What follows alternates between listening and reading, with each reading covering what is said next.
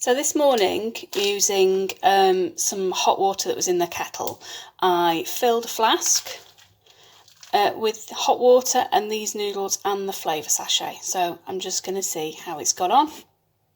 Here we go.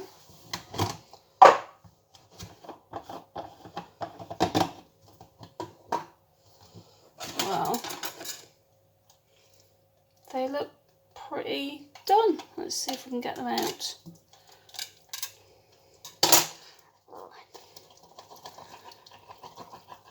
Gosh, they're hot and steamy, which is a good sign.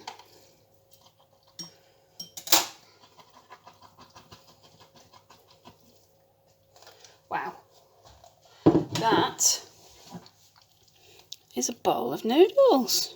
So these noodles cost me 35p.